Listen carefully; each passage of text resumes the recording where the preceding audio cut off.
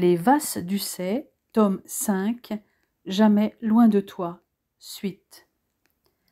Vendredi 5 juin 2009. Quelques jours plus tard, les 4, 5 et 6 juin, avait lieu à Ajaccio le congrès de la SNFMI, dont les thèmes étaient les maladies infectieuses et l'auto-immunité, ainsi que les pathologies méditerranéennes. François était parti un peu à contre-cœur le 4 à 2 heures du matin. Comme la semaine précédente, Éléonore ne pouvait le suivre. Il avait vécu la première journée de congrès comme une corvée. Sa femme lui manquait pour ce jour particulier. S'il n'avait pas dû intervenir, il serait reparti séance tenante pour Rouen pour être avec elle. Elle comptait plus que le reste. Éléonore, de son côté, rongeait son frein. Sous aucun prétexte, elle n'aurait pu rester longtemps loin de François pour leurs 10 ans de mariage. Or, ils étaient en 2009, une année impaire, et cet anniversaire devait être fêté le 5 juin, jour de leur mariage religieux.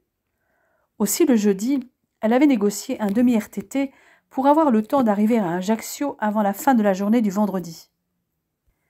Elle était arrivée à Orly à temps pour le vol de 16 heures. Comme pour Istanbul, elle s'était changée dans les toilettes de l'avion pour ne pas perdre de temps. Les passagers avaient vu passer cette superbe blonde en jean et t-shirt dans un sens et l'avaient vue revenir en robe de cocktail de couturier et escarpin dans l'autre sens. Elle avait fignolé son maquillage et sa coiffure à sa place, sous l'œil admiratif de son voisin. Mais ce dernier, contrairement à celui du vol vers Istanbul, resta muet. À l'aéroport d'Ajaccio Campo del Oro, elle avait attrapé un taxi et était arrivée un peu avant 21h30 au Palais des Congrès, laissant sa valise cabine au vestiaire.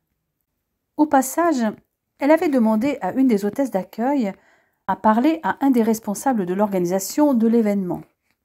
Lorsqu'il se présenta, elle lui expliqua sa démarche en quelques mots, avec ce sourire désarmant auquel personne ne pouvait résister, et surtout pas un homme. « Je suis Éléonore Vasse, la femme du professeur Vasse qui est présent à ce congrès. Ce sont nos 10 ans de mariage, et j'ai pris un avion dès la sortie de mon travail pour lui faire une surprise. Je voudrais seulement accéder à un endroit où nous pourrions avoir un peu d'intimité, un bureau par exemple, pour une demi-heure au maximum. »« Je vois, » dit l'homme en souriant. « Je crois que j'ai ce qu'il vous faut. » Il se dirigea ensuite vers l'hôtesse d'accueil en faisant signe à Éléonore de le suivre. « Coralie, madame souhaite avoir un tête-à-tête avec son mari, le professeur Vasse. »« Oui, je vois de qui il s'agit, » dit l'hôtesse en rougissant. « Il est aussi canon que sa femme, » ajouta-t-elle à voix basse. « Je l'ai repéré dès qu'il est entré hier, et je n'étais pas la seule. »« Eh bien, vous les installerez dans le bureau à côté du patio du rez-de-chaussée. »« Entendu, monsieur Luciani. » Éléonore les remercia tous les deux et se dirigea vers le lieu de réception, sous le regard admiratif de Luciani. Étant donné son arrivée tardive, Éléonore fut aussi très remarquée, mais beaucoup de participants au congrès connaissaient déjà la belle Madame Vasse, toujours aussi élégante, et cette fois dans une robe de couturier, la fameuse robe qu'elle avait portée lors du défilé d'Axel Voatier, et avec des pendants d'oreilles en émeraude et diamants que François lui avait offerts. Les retrouvailles du couple furent si démonstratives qu'on aurait pu croire qu'ils ne s'étaient pas vus depuis longtemps, alors qu'ils s'étaient quittés la veille à 2 heures du matin. Quand François avait vu Éléonore, son visage s'était illuminé. « Mon amour, j'espérais secrètement que tu me rejoignes ce soir. Tu sais bien que je ne peux pas être si loin de toi, surtout ce soir. Au cas où, j'avais fait ajouter ton nom et ta place est réservée, près de moi. » Elle fit le tour de la tablée pour saluer les convives qu'elle connaissait tous, serrant la main à la plupart et embrassant Sophie et Max, à peine surpris de la voir débarquer. La jeune femme eut du mal à tenir en place. Il lui fallut attendre l'intermède musical entre le plat de résistance et le dessert. Quelques couples avaient investi la piste de danse. Éléonore prit alors la main de François. « Viens avec moi, dit-elle dans un souffle. « Tu veux danser ? » ?»« Non, j'ai envie d'autre chose.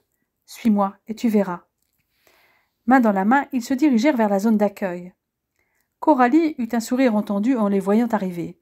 « Madame Vasse, professeur Vasse, suivez-moi. » François regarda sa femme surpris, mais se laissa guider. Coralie les mena à un bureau confortable équipé d'un canapé, où les attendaient même 2 coupes de champagne. L'hôtesse referma la porte, les laissant seuls. Éléonore ferma à clé de l'intérieur. « Toi alors, tu es incroyable, dit alors François en l'enlaçant. Éléonore se blottit contre lui, mais presque aussitôt elle recula. Enleva sa robe, son string et enleva la veste de son mari puis sa chemise. Sa main caressa son torse, ses épaules, descendit le long de son bras. Elle saisit sa main pour en embrasser la paume, puis chaque doigt. À chaque caresse, chaque baiser, le désir de François devenait de plus en plus intense. Il n'y tint plus et la renversa sur le canapé pour couvrir son visage de baisers et lui prendre les lèvres. Il la sentit frémir et trembler comme une feuille sous ses caresses. Brusquement, elle fut sur lui prit la bouche dans un baiser si fougueux que le désir de François devint insoutenable. Elle ne voulait plus attendre. Elle libéra la verge tendue à l'extrême et s'empala sur le sexe dressé.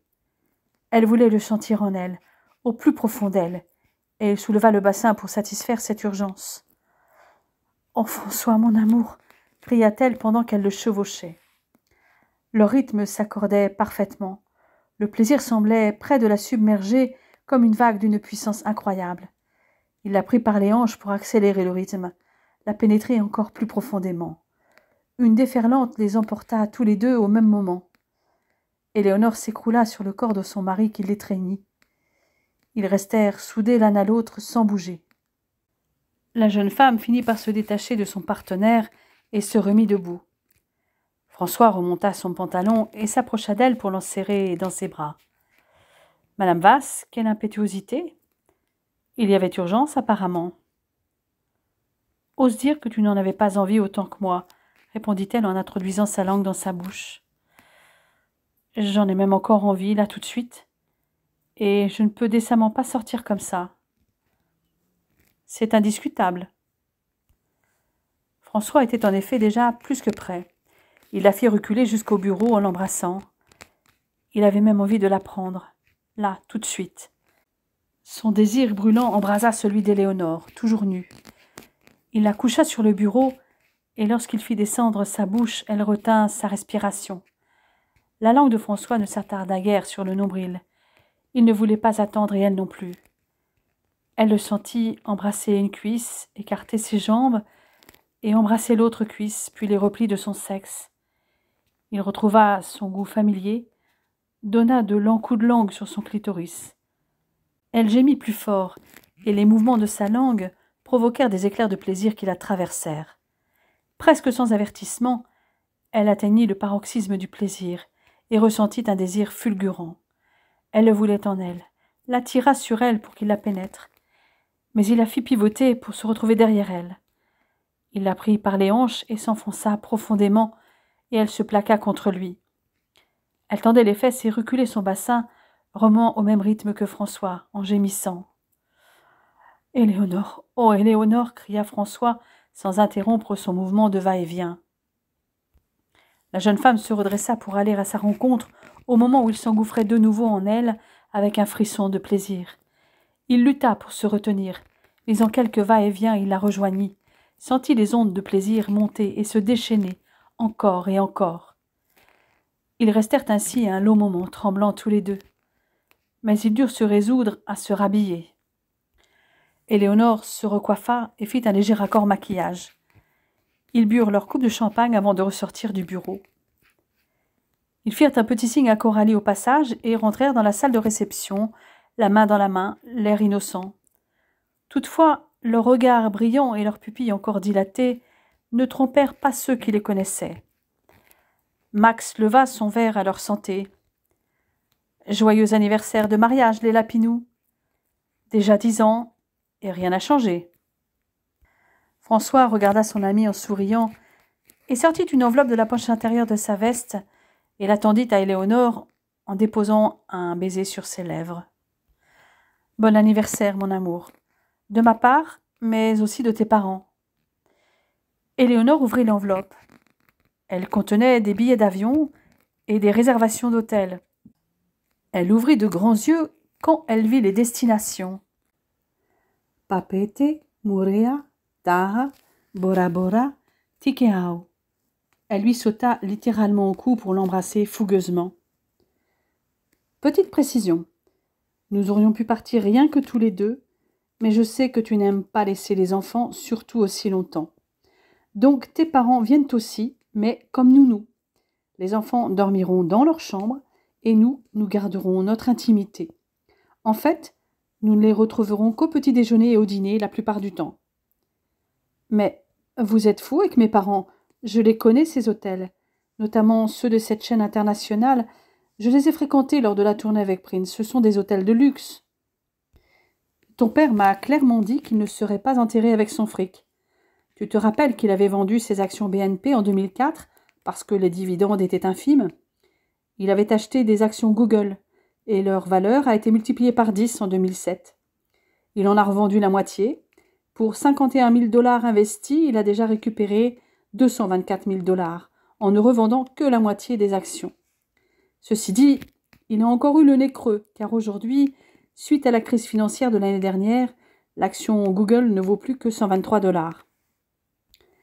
Si j'ai bien suivi, c'est Google qui paye une partie du voyage, remarqua Éléonore. Tu ne crois pas si bien dire. J'ai suivi les conseils de ton père et nous avons aussi acheté des actions Google. Rassure-toi, je n'ai acheté que 136 actions avec les dividendes de LVMH et j'en ai revendu 68 en 2007, en même temps que ton père, et nous avons récupéré près de 50 000 $. Mais dis-moi, tu te mets à boursicoter aussi? Pas vraiment. Je suis un peu frileux pour ce genre de truc. Moi aussi. Cependant, mon père est plutôt de bons conseils. C'est pourquoi, pour les opérations boursières, je le laisse gérer. Comme à leur habitude, le lendemain, pour le dernier jour de congrès, ils étaient arrivés enlacés. Éléonore était éblouissante dans sa robe portefeuille rouge qu'elle avait déjà portée à New York et Nazaré. Ils s'étaient offert le luxe de ne repartir que le dimanche matin, et avaient donc profité d'une fin d'après-midi sur la plage de Saint-François, d'un dîner en amoureux à la table d'Antoine et d'une nuit torride dans leur chambre d'hôtel. Leur vol de retour n'étant qu'à 15 heures, ils avaient acheté de quoi pique-niquer sur le marché d'Ajaccio à 9 heures du matin, avant de prendre un taxi jusqu'à la plage du Ricanto. Éléonore avait anticipé, en ayant revêtu une robe d'eau nue immaculée, qui datait de leur voyage de noces à Venise, dissimulant son maillot de bain. Ils s'étaient baignés et avaient lézardé avant de manger ce qu'ils avaient pris sur le marché. Ils n'étaient qu'à 300 mètres de l'aéroport. Vendredi 2 juillet 2009. Ce vendredi, dernier jour de répétition avant le spectacle de danse de l'Académie, Éléonore avait supervisé les chorégraphies qu'elle avait créées pour les différentes sections. Hot and Cold de Katy Perry pour les avancées, dont faisait déjà partie Lisa, Womanizer de Britney Spears pour les profs avec lesquels elle dansait elle-même, et I Want to Know What Love Is de Mariah Carey pour le final regroupant les élèves avancés des cours de classique, de modern jazz et de contemporain. François avait rejoint Éléonore au studio de danse avec Alexandre. Il avait contemplé sa femme répéter sur le solo qu'elle devait danser lors du spectacle, sur You're Still You de Josh Groban, avant de regarder subjuguée la mère et la fille danser sur un vieux titre, Knock on the Wood, juste pour s'amuser. La fillette maîtrisait complètement la chorégraphie. Les mouvements de la mère et de la fille étaient parfaitement synchronisés, avec la même souplesse, le même sens du rythme. Mon Éléonore en miniature, pensa François. Éléonore fit ensuite répéter Lisa sur One Day I'll Fly Away de Waltz, extrait de Moulin Rouge. La fillette était non seulement capable de danser, mais aussi d'exprimer des émotions. Au dernier moment, Éléonore avait ajouté une chorégraphie sur Earth Song de Michael Jackson. Elle l'avait créée en hommage au chanteur décédé le 25 juin. Il s'agissait d'un duo qu'elle allait danser avec Steph. Ce triste événement avait clôturé un mois de juin qui avait déjà mal commencé, avec le crash du vol Rio-Paris qui avait fait 228 morts le 1er juin. Pendant que la fillette était censée se reposer, François dansa avec sa femme un cha-cha-cha sur Mercy de Duffy. Mais au lieu de se reposer, la fillette trouvait le moyen de danser avec son frère, qui démontrait aussi des capacités de danseur. Le couple aimait ces moments qu'ils pouvaient passer ensemble.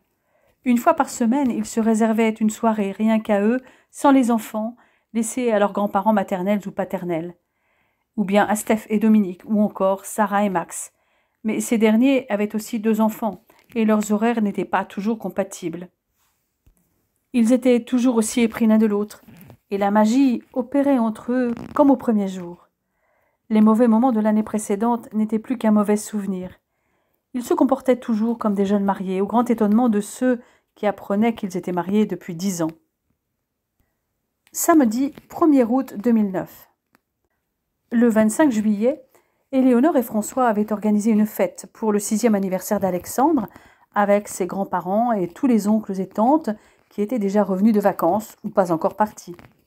Ils avaient bien fait de prévoir l'anniversaire de leur fils le dimanche, car le samedi avait été pluvieux. À cette occasion, tout avait été dressé pour un barbecue dans le jardin du manoir d'Ussay. Et tous avaient fait la fête tout l'après-midi. Lisa et Alexandre étaient déjà allés par le soleil d'Ischia, où ils étaient allés pendant 2 semaines avec Jean et Chiara. Ils étaient revenus depuis une semaine et étaient heureux de retrouver leurs parents, avec lesquels ils seraient de nouveau en vacances, cette fois au bout du monde, puisqu'Éléonore et François allaient s'offrir une seconde lune de miel en Polynésie pour leurs 10 ans de mariage. Les enfants les accompagnaient, mais Laurence et Jacques étaient aussi du voyage pour s'occuper des enfants quand les amoureux voudraient s'isoler. Alan Wilson allait également les rejoindre après son rendez-vous à New York du 28 juillet avec son éditeur. Leur avion avait décollé de Roissy-Charles de Gaulle à 18h25. Éléonore, qui avait déjà expérimenté les vols de plus de 20 heures pour l'Australie, craignait la longueur pour les enfants, mais aussi pour sa mère qui avait des antécédents de phlébite. Elle lui avait donc demandé d'anticiper et de voir son médecin pour une prescription de bas de contention. François, lui aussi, avait pensé à leur confort au moment de la réservation en choisissant les fauteuils où il y avait le plus de place pour les jambes. Comme d'habitude, elle ne voyageait qu'avec une valise cabine.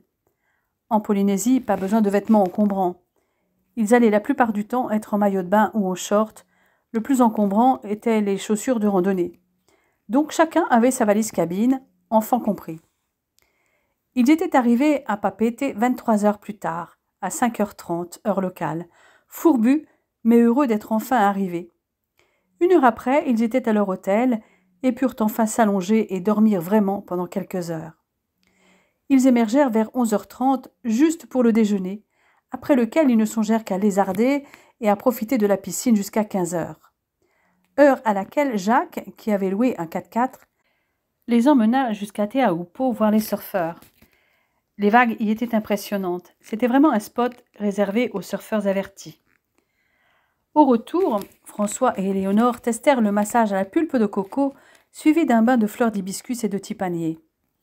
Lorsqu'ils sortirent du salon de massage, le soleil dardait ses derniers rayons. Éléonore entraîna François au bord de la piscine, où ils retrouvèrent les enfants avec leurs grands-parents. Tout en sirotant un cocktail, elle voulait qu'ils observent ensemble le coucher de soleil, si fascinant dans l'hémisphère sud, dans les zones proches de l'équateur, un instant rare. L'hôtel était bien situé pour ce genre d'observation, au nord-est de l'île, face à l'île de Moorea et au soleil déclinant. François ne s'attendait pas à ce spectacle hypnotisant. Quand le panorama embrassait un ciel de feu, l'espace d'une vingtaine de minutes, avec cette impression que le soleil plongeait dans l'océan à toute vitesse, alors qu'en France, il lui fallait une bonne heure. Détendus, vêtus légèrement, ils laissèrent ensuite Laurence et Jacques dîner avec les enfants au restaurant, pendant qu'ils allaient dîner dans une roulotte, le food truck polynésien, qui était une véritable institution. Ils se rendirent en voiture sur la place Vaiete, où il y en avait un grand nombre, chacune ayant sa spécialité. Le plus difficile fut de choisir, et ils finirent par se décider pour le tartare de thon rouge. L'atmosphère était détendue et l'ambiance conviviale. Ils prirent leur dessert dans une autre roulotte. Ils passèrent un bon moment enlacés, se laissant bercer par la musique polynésienne. « Si nous rentrions nous coucher, dit Éléonore. « Déjà, il n'est que 20h30. »« Exact. Et le soleil est couché depuis un moment. Le rythme est différent ici, tu vas vite t'en rendre compte. On se couche tôt et on se lève tôt. Ceci dit, me coucher avec toi, je ne demande que ça. Allez, viens, dit-il en lui tendant la main. Un quart d'heure après, ils étaient dans leur suite. Les enfants dormaient dans la suite de leurs grands-parents.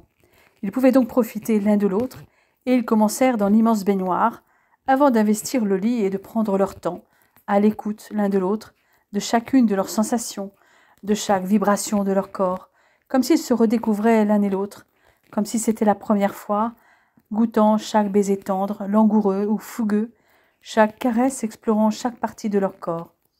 C'était le moment où ils lâchaient prise et se connectaient à leur corps, à toutes les sensations qu'ils ressentaient. François se pencha pour effleurer les lèvres d'Éléonore. Elle ouvrit la bouche pour accueillir sa langue. Il aimait juste frôler sa peau de ses doigts, la serrer contre lui. Le désir émergeait de nouveau en lui.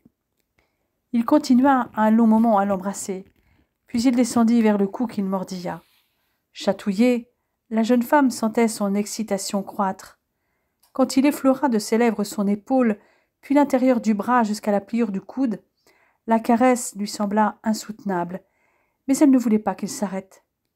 Sa respiration s'accéléra. Il prit un mamelon entre ses lèvres, elle sentit une vague brûlante l'envahir. Le sexe de François devenait de plus en plus dur. Éléonore se pressa contre lui. Toute son attention était concentrée sur les sensations qu'il faisait émerger en elle. Elle ne percevait plus rien d'autre. Lui aussi sentait la chaleur l'inonder et la tension extrême de son membre. Il descendit encore, se plaça entre les cuisses d'Éléonore, écarta les lèvres de son sexe, approcha sa langue de la fente et savoura la chaleur et le goût salé de l'amour de sa vie. Il voulait la caresser, l'embrasser partout en même temps. Elle gémit, s'arc-bouta vers lui tandis qu'il suçait et caressait de sa langue le bourgeon érectile tout en caressant ses seins. Soudain, elle sentit la vague monter, s'amplifier et déferler. Elle l'attira, lui faisant comprendre qu'elle le voulait en elle. Il se redressa, la pénétra, ressortit et s'enfonça en elle de nouveau. Elle allait à sa rencontre, soulevant son bassin, arquant le dos, tournant son corps pour mieux le sentir. Le désir de François montait aussi. Il le laissait augmenter sans essayer de le contrôler, suivant le rythme d'Éléonore, plongeant profondément en elle, s'abandonnant au plaisir. Ils atteignirent ensemble le paroxysme et se laissèrent emporter. Les yeux clos, Éléonore écoutait le bruit de l'océan. Ses lèvres gardaient le goût de la peau de François. Son corps percevait encore la caresse de ses baisers. Quand il se retira d'elle et la regarda, elle souriait, alanguie. « Je t'aime, mon amour, dit-il, avant de s'endormir tout contre elle. » Dimanche 2 août 2009. Ils se réveillèrent au lever du soleil vers 6h45. Après une séance de yoga au bord de la piscine et quelques longueurs, ils retrouvèrent les enfants et leurs grands-parents pour le petit déjeuner. « Alors les amoureux, ce dîner dans une roulotte hier soir, c'était comment ?» demanda Jacques. « Sympa, très convivial, dit François. À faire au moins une fois. En tout cas, le tartare de thon rouge était délicieux, ajouta Éléonore. « Quel est le programme aujourd'hui ?» demanda Laurence. « Nous allons faire un tour sur le marché de Papeete. Il paraît que le dimanche est le meilleur jour pour le découvrir. Vous venez avec nous ?»« Pourquoi pas ?» répondit Laurence. « Ça nous rappellera le bon vieux temps. Mais je pense que depuis, tout a dû changer. » En arrivant sur le marché couvert en plein centre-ville, ils se retrouvèrent immergés dans le mode de vie et dans la culture tahitien. Le dimanche, le marché s'étendait également à l'extérieur, dans les rues. C'était un véritable déluge de couleurs et de parfums. Ils déambulèrent entre les étals de poissons et de fruits de mer, de fruits et de légumes emblématiques de l'île, ananas, fruits de la passion, bananes, pamplemousses. Les artisans locaux proposaient des colliers de perles, des bijoux, du monoï, des paniers tressés, des sculptures, des tissus comme le tifai-fai, une grande étoffe aux motifs floraux, symbole de l'artisanat polynésien. Ils atterrirent ensuite dans les jardins de Paofai, à une dizaine de minutes du marché. Un grand parc paysager, ombragé par des centaines d'arbres avec des milliers de plantes exotiques, de vastes pelouses, des cascades et des étangs peuplés de poissons d'ornement. L'endroit était idéal pour une balade en famille et se poser au calme, avec une vue sur le port ou sur la mer et l'île voisine de Moorea. Ils s'arrêtèrent sur le front de mer un long moment, au niveau de la plage Okulea, prévue pour accueillir les pirogues. Ils se trouvèrent devant le temple de Paofai, un peu avant la fin de la messe, et se laissèrent embarquer par les chants religieux en polynésien qui provenaient de l'intérieur. Mais ce qui les surprit, ce fut de voir tous les fidèles en blanc, dans leurs plus beaux habits, les femmes avec leurs chapeaux tressés et les hommes en costumes immaculés. Ils rejoignirent ensuite l'avenue Puvanaaopa, une grande et longue avenue bordée de majestueux maru-maru centenaires. En la parcourant, ils découvrirent les bâtiments emblématiques de la ville, comme le palais de justice et le palais présidentiel de la Polynésie française.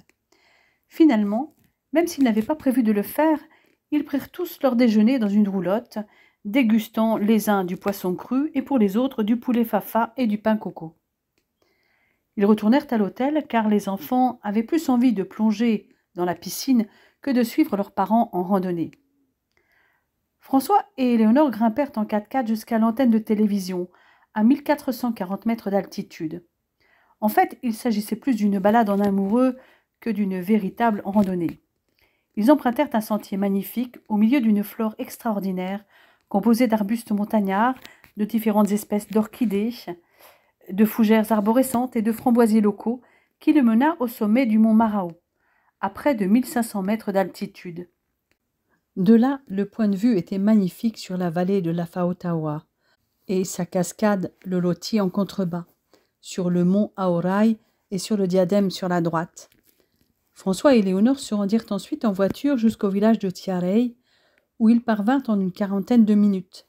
Ils n'eurent qu'une dizaine de minutes de balade sous les caféiers, les goyaviers, les bananiers et autres cocotiers pour accéder à une superbe succession de 3 cascades visibles d'une petite plateforme d'observation.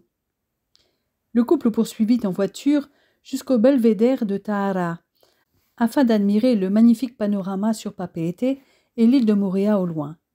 Ils revinrent sur leurs pas pour se rendre au trou du souffleur, auparavant appelé Anaoho, la grotte qui hurle. Leur dernière étape fut Paea, pour voir le marae Araurau, l'un des plus beaux marae de Tahiti, et avoir un aperçu de la religion ancestrale Maui, avant l'arrivée des Européens. L'endroit était calme dans un écrin de verdure.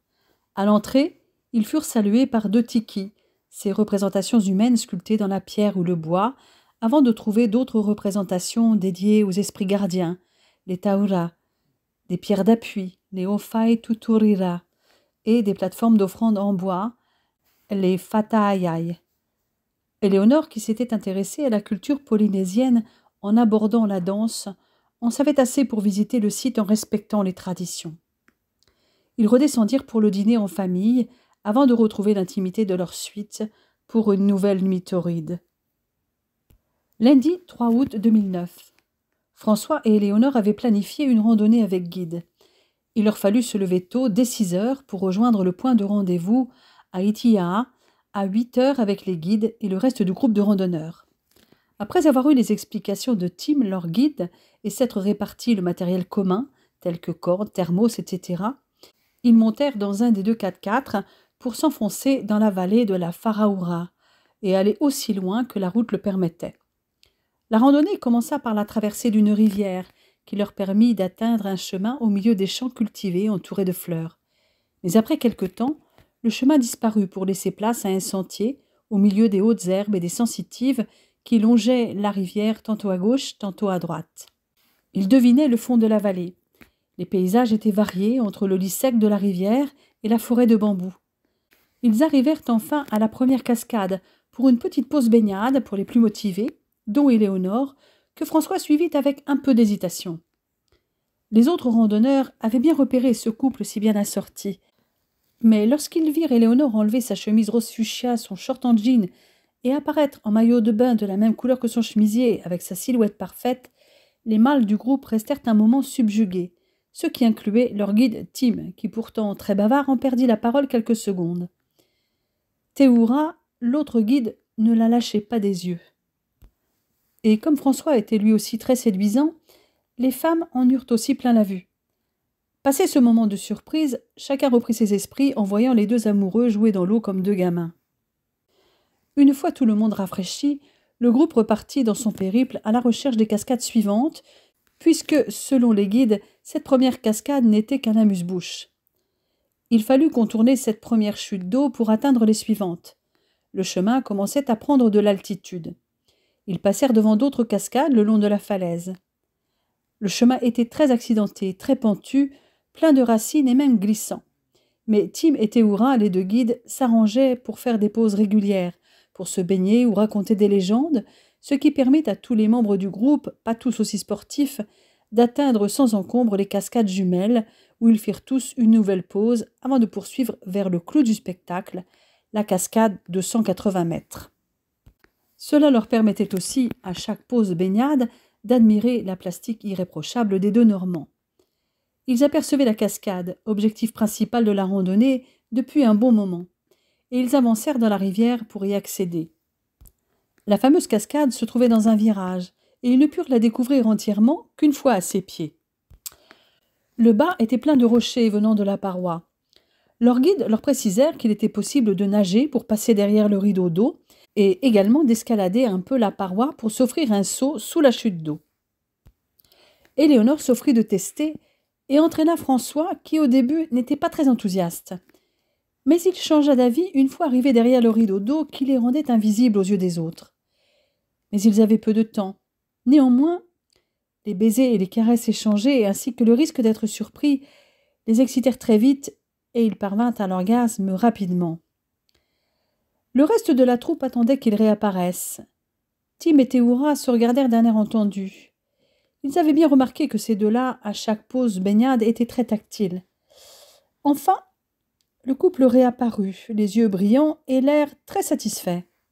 « Nous avons testé et nous validons, dit Éléonore avec un grand sourire. « Tu m'étonnes qu'elle valide, dit Tim à son collègue.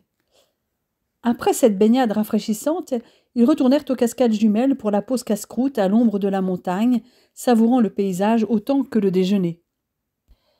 Les guides leur précisèrent qu'ils avaient de la chance avec le temps, car la vallée était souvent bouchée par les nuages. Après le repas, ils reprirent le même sentier, en sens inverse, faisant toutefois une petite boucle pour voir une troisième cascade qu'ils avaient aperçue à l'allée sans s'y arrêter.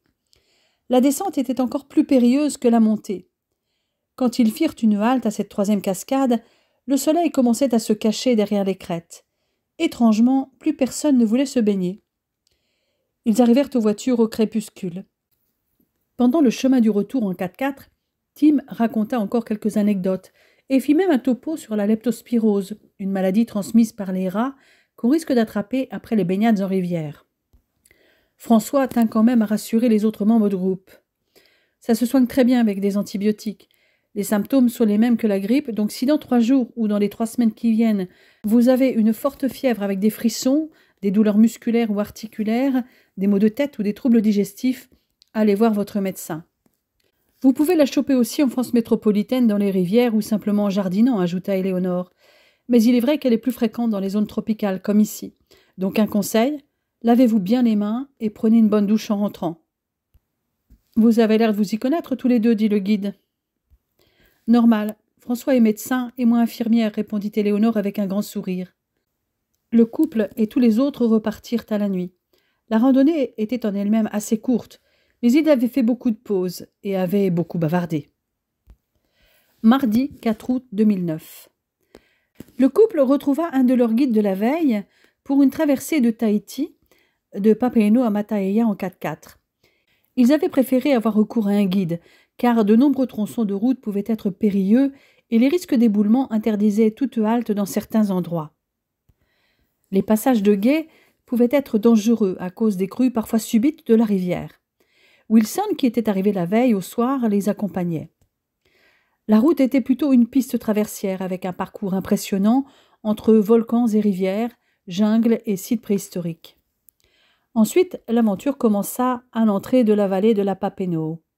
La rivière coulait depuis le fond du cratère du Tahiti Nui et se faufilait jusqu'à la mer dans un profond défilé envahi de verdure. La route la franchissait plus d'une dizaine de fois, la suivant tantôt le long de bassins naturels ou artificiels ou s'écartant des cascades et des barrages. À peu près à mi-parcours, ils parvinrent au relais de la Maroto, un îlot de civilisation au cœur de la jungle, à 270 mètres d'altitude, au milieu d'un immense amphithéâtre formé par le cratère du volcan. Ils y firent une pause pour déjeuner, se baigner dans la cascade de la Maroto et visiter les Marae Anapua ainsi que le Fareape tout proche. Pour y accéder, ils descendirent vers la vallée de Maroto pour trouver la piste de Fareape. Théoura passa devant des petits bungalows et se gara un peu plus loin devant le Marae. Il put une nouvelle fois admirer la plastique de la Normande dans son bikini bleu ciel quand elle lui enlevait son débardeur et son short en jean pour entrer dans l'eau. Bon sens qu'elle est belle, cette Poppa. J'aimerais bien prendre la place de son mari dans son lit, se dit-il. Fareape était un site archéologique comprenant des grands marae, temples cérémoniels et religieux des anciens Polynésiens, des sites d'habitat, des pae-pae, c'est-à-dire des terrasses, des rochers avec pétroglyphes et une plateforme d'archers. Non loin de là, Anapua était une grotte, un bel abri sous roche, vestige d'habitats anciens. Sur le dessus du rocher qui constituait le plafond de l'abri avait été édifié le marae et des sanctuaires. Pour accéder à la cascade, Teora suivit la piste sur 1 kilomètre jusqu'à une rangée d'arbres bordant la partie droite de la route, puis il bifurqua à droite pour trouver le sentier qui descend vers la rivière, qu'ils traversèrent au niveau d'une fourche avant de remonter le bras droit. Après quelques traversées, ils arrivèrent à la cascade. Il ne resta plus qu'à descendre jusqu'au bassin pour une baignade bien méritée avant de revenir vers le relais de la Maroto. À partir de là, la route grimpait fortement pendant plusieurs kilomètres, faisant des lacets et s'agrippant au flanc du cratère, jusqu'à un tunnel à 800 mètres d'altitude. Le refuge paraissait déjà loin. Après le tunnel, la piste commençait à redescendre et débouchait sur le lac Vaihiria et une vue incroyable sur le lagon et sa barrière de corail en contrebas. Le long du lac, un petit sentier était équipé de panneaux qui racontaient la formation de ce seul lac naturel de Tahiti et décrivaient les différentes sortes d'anguilles qui y vivaient. La route descendait aussi brusquement qu'à la montée de l'autre côté pour arriver à la plage de sable noir de Mataia. L'intérieur de l'île, au relief escarpé, était un royaume végétal, où cascades, lavatubes et sites sacrés se côtoyaient. Au lever comme au coucher, les rayons du soleil irradiaient les plages et les montagnes d'une lumière phosphorescente, de laquelle se détachaient au loin les pics aiguisés des monts Oroena et Aorai. Quant à la presqu'île de Tahiti, elle était un monde à part qu'Éléonore et François avaient eu peu de temps de découvrir. Ils avaient juste poussé jusqu'à Te Aupo pour sa légendaire vague, retenant leur souffle devant tant de merveilles naturelles. Ils en étaient revenus à la nuit tombante.